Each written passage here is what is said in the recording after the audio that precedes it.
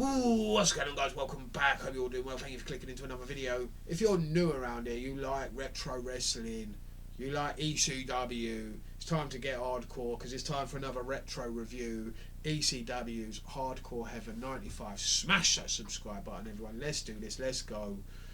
And ECW were just cooking differently back in 95. And I'm so gutted I never was got to see it. I was around in 95, definitely.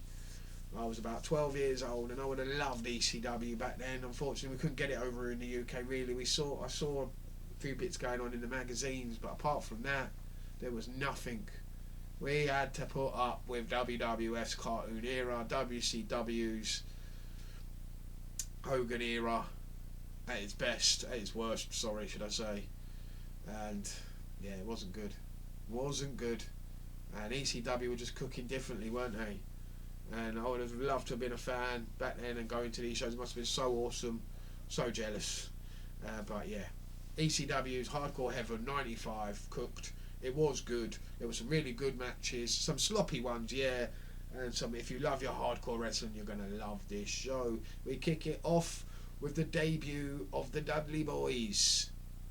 Not Bubba Ray and Devon, no. This is the origin story. If you're not familiar with the origin story of the Dudley Boyz, if you haven't done your history over ECW and the Dudley Boyz, it didn't start with Bubba Ray and Devon. It started with Snot Dudley and Dudley with Big Dick Dudley in their corner. They went up against the Pit Bulls with Raven and Stevie. Somehow the tag team champions are Raven and Stevie. And with the tag team division and the depth you see in ECW, it's kind of mad that Raven and Stevie are your tag team champions, but it's cool anyway. I don't mind it because they are really entertaining. Raven and Stevie are fantastic. They are brilliant on this show. Really, really good. Stevie's phenomenal. Great heel. Raven's fantastic. Love them both. And you got Beulah there as well. They get the Pitbulls distracted in the match. They cost the Pitbulls the match. Francine's ringside again in the crowd.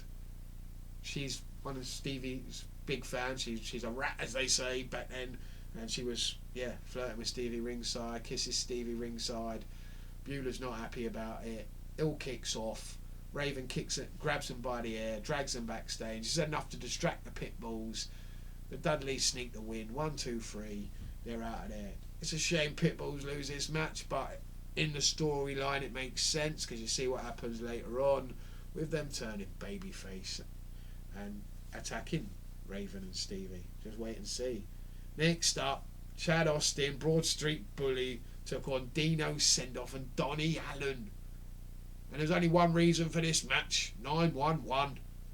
Out he comes, hiding his negatives and exposing the positives of him. All this geezer could do was chokeslam people, and sometimes he didn't even do that very well. But it was something, and it worked. People loved him. It worked back then. And other companies copied this in future. Look at how they brought Kane in. That's what he used to do. Come out, chokeslam people, walk off. Until he could do a match and work properly like they wanted him to. Next match up, Hack Myers versus Big Val Puccio again. That's right, Puccio's back, stinking up the ring. This was dreadful. Hack Myers gets the win. Waste of time, don't watch it. Taz took on Too Cold Scorpio in the best match of the whole damn show. This was phenomenal. This was really good.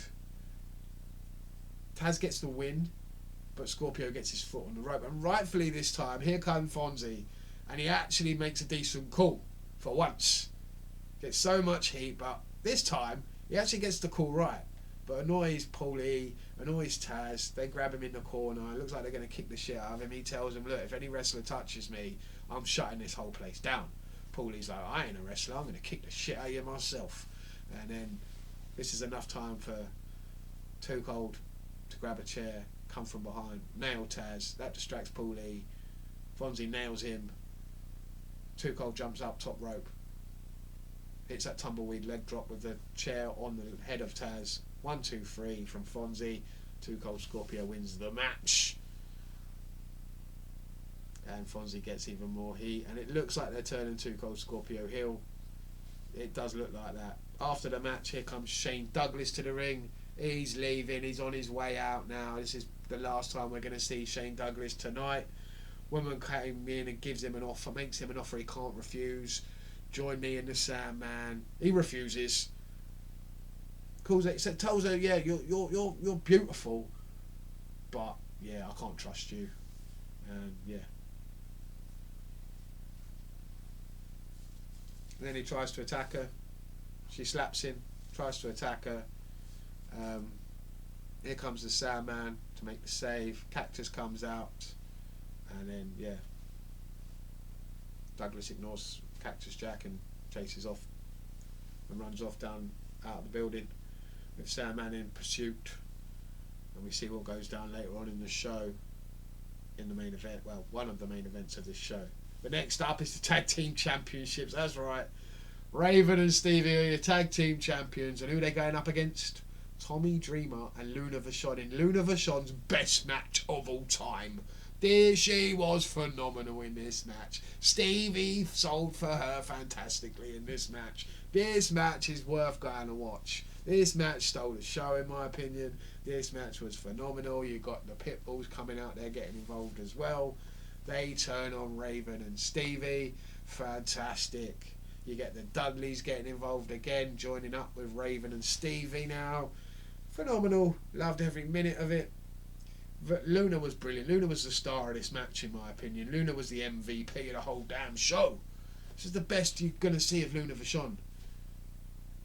Luna was one of the best women of all time, if not the best women's wrestler of all time in my opinion. I'm a big fan of Luna. She was phenomenal. She was great. And yeah, she made you believe. She really did. She was hardcore, and then she was in the right place in ECW. She really suited. She fitted like a glove, man. ECW was her should have been her company. She should have been around a longer. Unfortunately, she wasn't.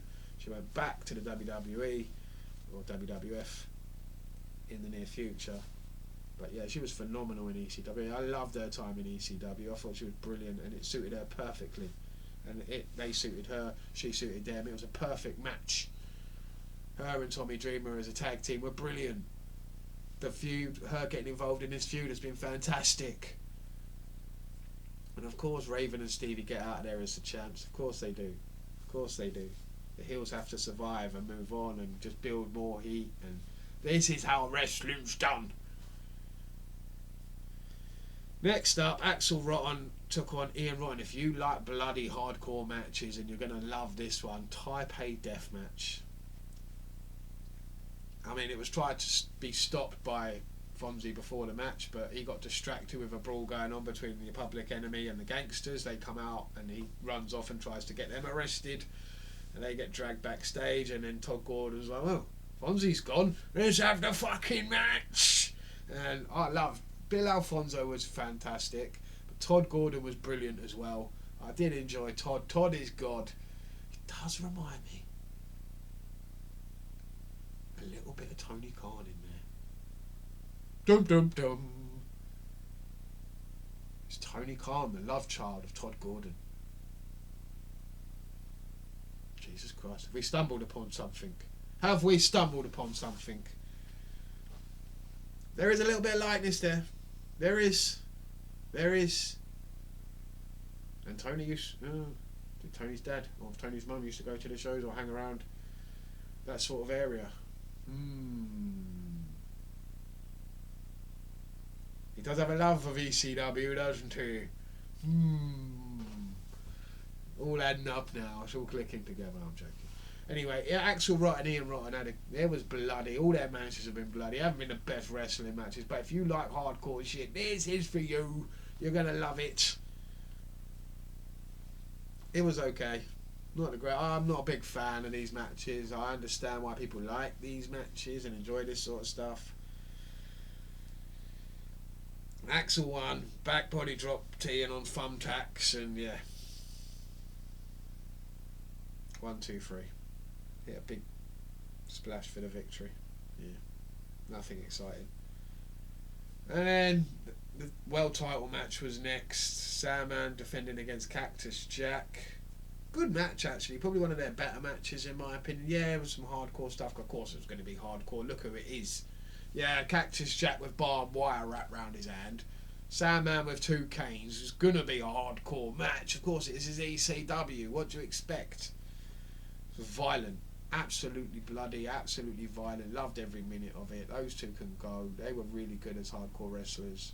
Really enjoyed it. Cactus Jack. You think he's gonna win. You think he's gonna win, and then out of nowhere, here comes Shane Douglas to ruin the whole damn thing. And Sandman just manages to lie back on Cactus Jack. The referee, for some reason, counts to 3. And yeah, ding, ding, ding. Sandman survived. Sandman survived that match. Didn't win it, he survived it. Thanks to Shane Douglas, who then gets his ass fired by Todd Gordon. If you weren't leaving already, you can get his ass out of the fucking building now. You're fired. If he was thinking of sticking around any longer, nah. Then he beats the shit out of Todd Gordon. Some other referees tried to make the save. They get knocked down. Jobbers come out, get knocked down. People are calling for 911. Here he comes to the ring and chokeslams the fuck out of Douglas. See you later, Shane. Enjoy your life as a teacher. We know he'll be back very, very soon, though. Not long. He can't last. He doesn't last that long as a teacher. Not many people do. Public Enemy and the Gangstas were in the main event of the show, and if you like bloody brawls that go throughout the building, tables, chairs, billy clubs, and frying pans, anything they can get their whole hands on, crutches, there was all sorts, loads of blood, loads of claret, hardcore to the end. Was there a polo stick involved at the end there? Am I right in thinking that he hit him on the head with a pole? He jumped off the top rope, hit Mustafa with... I'll have to ask him, Mustafa. I'll have to get him back on and connect with him again, because that match was hardcore, man. That match was violent. They just didn't stop for a minute. Brawl throughout the crowd, brawl throughout the building. Just unbelievable. The wall came down at one point. Was that match, or was that another one? This whole show was just absolutely violent. It was ridiculous how violent this show was. Great show, really enjoyed it. And yeah, he gets the win by hitting him with a polo club off the top rope, rolling him up 1, 2, 3. But yeah, that's not over. This feud is no way near over. They get out of there, they survive the match, they don't win the match. Yeah, and the Gangstas are not happy. They brawl out the building. They're just like, yeah, this war is not over. This is the first match of many, Joey Styles says on commentary. So we know this is going to be going on for a while, this feud, and we're going to have many more matches exactly like this one, again and again and again and again. And people seem to enjoy them back then. The show ended really cool way. Gangstas, not the Gangstas, Public Enemy in the ring, doing their dancing with fans getting in the ring. It was pretty cool moment, and an enjoyable show overall. Did enjoy it. Let me know what you think down below. Thanks for watching, and I'll see you next time.